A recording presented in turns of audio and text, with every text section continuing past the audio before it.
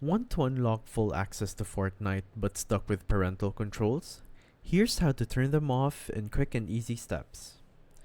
First, go to epicgames.com and log in to your account. Click your profile icon in the top right and go to Account. Now head over to the Parental Controls tab.